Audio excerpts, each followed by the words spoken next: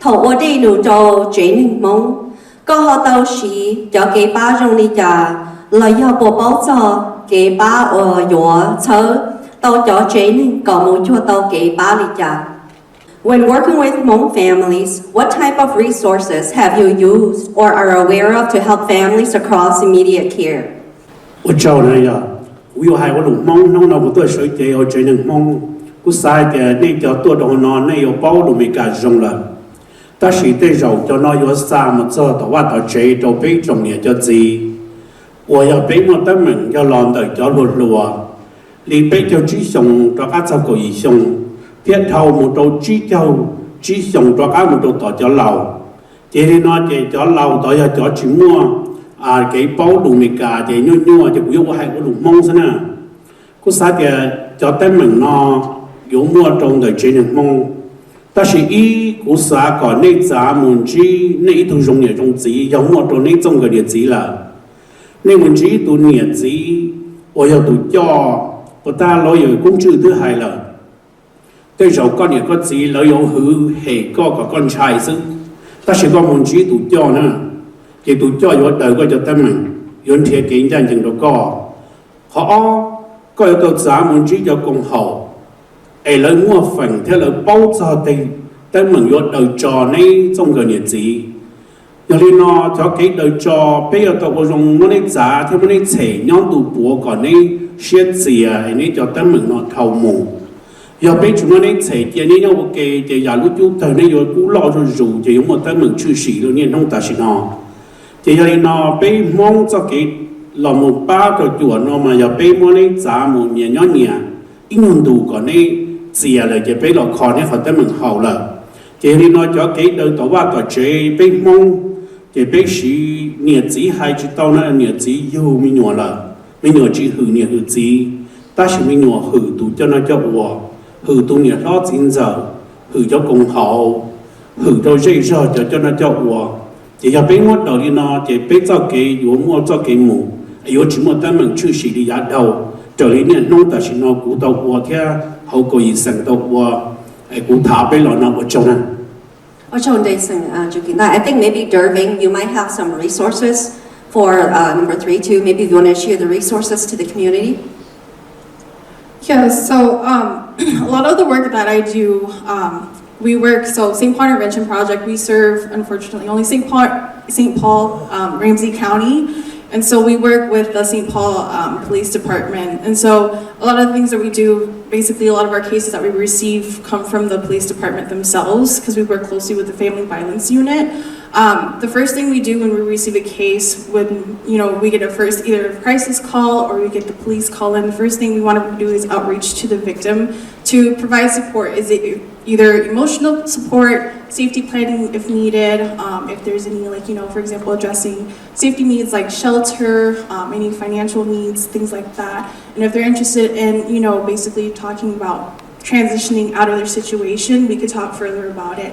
And then we, so at St. Paul Intervention, we have about, I want to say 9 legal advocates that are fully trained in assisting with the criminal side of domestic violence as well as the civil side as well too. So we assist with restraining orders, and we have what's also called, I'm not sure if everybody's aware, but Bridges to Safety, which is located down at the Ramsey County Courthouse, in which victims can go and schedule an appointment to meet with an advocate for 2 hours so they can help go through paperwork if needed, or even if it's just to crisis in general, needing resources, needing some sort of direction. That's what Bridges to Safety is for.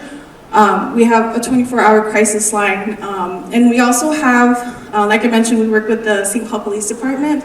We also have what's called the DV car, which is when one of our advocates from our office goes out with the sergeant, and she goes out on the cases that are more high lethality, like cases that were just in the night before or the morning before.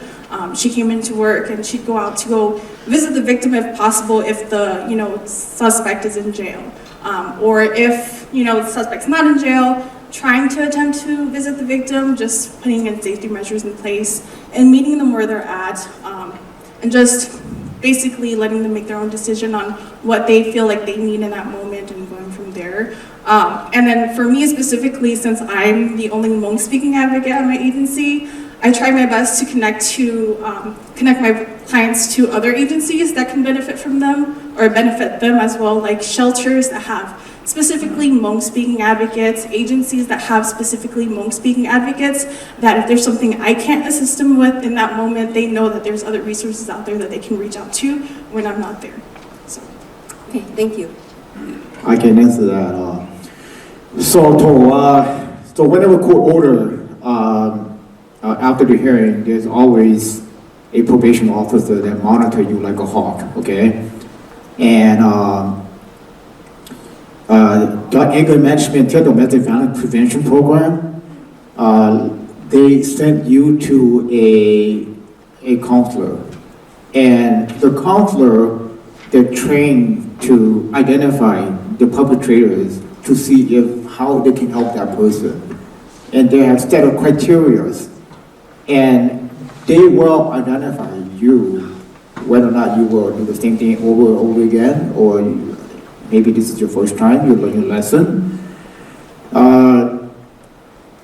要投了自己bỏ了投告不了叫 counselor 呢了因bỏ了因包还得个一段那种家了每一家的投告我取消了还得那的 there's a probation violation 告诉 probation officer 因包啊叫了因bỏ呢 so 投了我那他那就告我 con trai này ạ, tụi này đã mà đi trai hay gì trả, nên do họ court order nên tế nó có probation, nên tế đó, each time có đó có đó thiệt cho tới mình cũ rồi thì có là probation violation, nên không có chuẩn cho tỏ sẵn à, thì cho nên là each try thì là những cỡ đầu thế này, cho đi hỏi experience là, so how effective? I would say some of the cases that I know is very effective, because anytime that you do, it's going to go back to probation violation. Any wrong move that you make.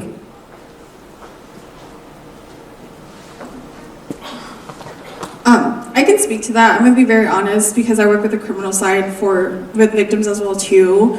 I think it really depends on who the person is. Like he mentioned as well too that if it's like a first time offense and it's only one time only, they won't do it ever again. That's a miracle. But then there are cases that I've seen where victims have been abused for many, many years in which their abusers have very extensive criminal history in which they're continuing to abuse no matter what, and they're going through all these systems and all these programs and everything, and it seems that these things are not helping. So in my opinion, I would say, honestly speaking, it really depends on the person, who the person is, and whether or not they're willing to abide by it. Just basically like a court order, restraining order. For a lot of the victims I hear from, and I'm speaking from, my experience working with Hmong victims and our Hmong participants, a lot of them say that their abusers tell them, it's just a piece of paper. I could just shoot that piece of paper, And so, just basically kind of the same concept. It just depends on who it is.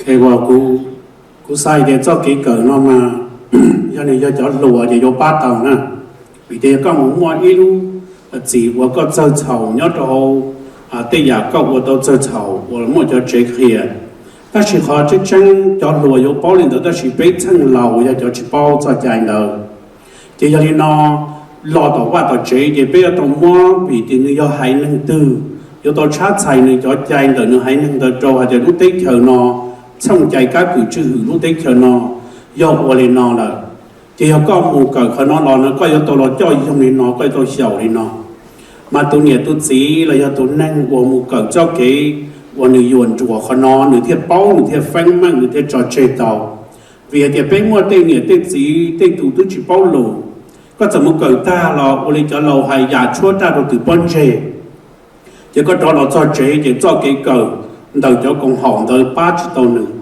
họ chẳng chân cha bây giờ thiệt nữa hay năng thiệt nữa cho cái đầu là cha chạy đâu nữa trời đi lúc tết chờ nó cho dài hay năng đầu thiệt nữa cho cái cầu đầu thiệt 3 đầu nữa họ học biết chuyện thiệt lên đó chỉ biết cho nên một cầu xứ chỉ nữa cầu ta là những cầu chỉ tàu chỉ nữa là cho nữa bảo nữa tụ khen chỉ tàu một chỗ cho cái cho dùng trời đi rồi xong chạy chứ hử nữa cũng lo đủ của sáng của hồ đoài thì do biết cả có tư biết của cho cùng hầu là lo bây giờ tàu mua được hải nâng tôi chát xài cho tân mình tôi nữa kìa bây giờ lúc đấy chờ mà yêu phanh ta chỉ lúc đấy chờ nó chỉ trong nên thờ nó chỉ cho cái cần nó thêm 3 tàu nữ sư ở chờ.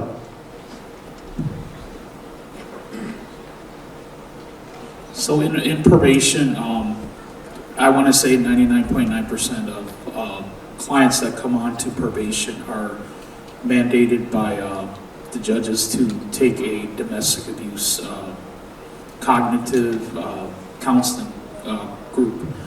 And you know, just in my experience in probation, the programming is like anything, whether it be chemical dependency treatment or domestic abuse counseling. I've seen it be as effective as what Dirk touched on as the client. It's almost like a change of lifestyle. I mean, if you're with your life partner and you know you're a certain way, it's going to be really hard to change. But you know, the group in itself is not meant to rehabilitate a person, an individual, especially if they have been that way for their whole lives. However, you know, it's mandated down by the courts, not just, you know, to prove that they're doing well on probation, but it's to educate the client on a different way of thinking, not only to not reoffend, but also to have a successful relationship with their life partners. So I've seen, you know, guys that come in and they tell me exactly what I want to hear, and they go out and reoffend. And then I see guys that come onto probation and they're I don't want to say scared, but they complete the course, they realize what they did was wrong, they hold themselves accountable, they're receptive, and I never see them again in probation. So it's I don't want to say crapshoot, but it's 50-50 on the client, and you know, probation, at least on excuse me, at least on the probation side, we're not just checking off boxes. We're working with them outside of just the programming, because I've seen clients go to treatment 10 plus times, and the moment they're out after 28 days, they go back to the same environment and they do the same thing. So to answer the question, it can be effective if the client wants to incorporate it into their lives. Thank you. The next question, you'll probably be able to answer it too. When perpetrators take these classes, how long does these classes take? And upon completion of these classes, do the perpetrators have any contact or follow up with their progress and see how they are improving with their relationships? Thầu cho chế nên mù cờ cho cha nó lờ, nếu xí hờn đầy mồ đi cha, thiết thầu cờ tía cho cha nó, bố mồ lên từ tàu cá trâu chế nên nó, hãy xong đỡ lỡ cho kế lông ô rong thía lỡ cho kế hậu sinh, bố giống mồ rong chú chú. So these courses, they range anywhere from 18 weeks to around 24 weeks. As far as follow-up, we in probation, we if we have a caseload of 30, then it's a caseload of 60, because we're working with the client and we're working with the victims. We reach out to the victims initially when they come onto probation, and if there's not a no contact order in place, we do communicate with the victim and the client as well. As far as like progress, I mean, once they're done with programming, we're working with them, you know, not just case planning, but you know, change talk, using evidence-based practice within, you know, Ramsey County that we practice to help clients become successful, as far as like, you know, not just, oh, I'm done with probation, but you know, to not be back on probation, to do better in the community. And you know, by doing that is, you know, covering, you know, like in the case planning, covering their values, their goals, short-term goals, you know, employment, education, some, you know, evidence-based practice studies that, you know, have proven to, you know, improve a client's life if they, you know, succeed in certain things. So. Thank you. Anybody else as the panelists had anything to add to that before I continue to the next question? Okay, I'm just going to continue on to the next question so that we would have time for any Q&A from the audience. So the next question is, beyond courses, are there other methods that can help an individual change their behaviors? 我哋大家個啲咗聽咯，本冇嚟做好嘅把字改咗呢咯，去用出學好字。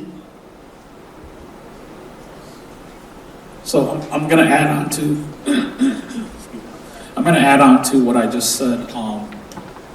And as important as supervision is after someone gets arrested for domestic violence, whether it be a misdemeanor or felony, they go through the court system, they get placed on probation, and they complete programming. So do you just let them go, or do you keep them on probation? That's still up for debate. Because there have been studies, I don't have quotes today, but there have been studies where overdoing probation can be bad for an individual's success. However, as far as you know, working with the individual for their term on probation, it's, you know, not just, hey, any police contact, any victim contact, did you get a work, did you get a job? You know, there's more to that. I know sometimes probation is misunderstood. You know, we're not just checking in with clients to make sure they're not doing anything, because obviously, you know, we see them once every 2 weeks, and they could be doing many things that are not good during the 2 weeks. But that's where case planning comes in. That's where, you know, using cognitive planning, change talk, and you know, working with individuals that do want to change, and, you know, helping them, you know, not just change their way of thinking, but also, you know, reaffirming them on things that they do well, to hopefully avoid recidivism in the future.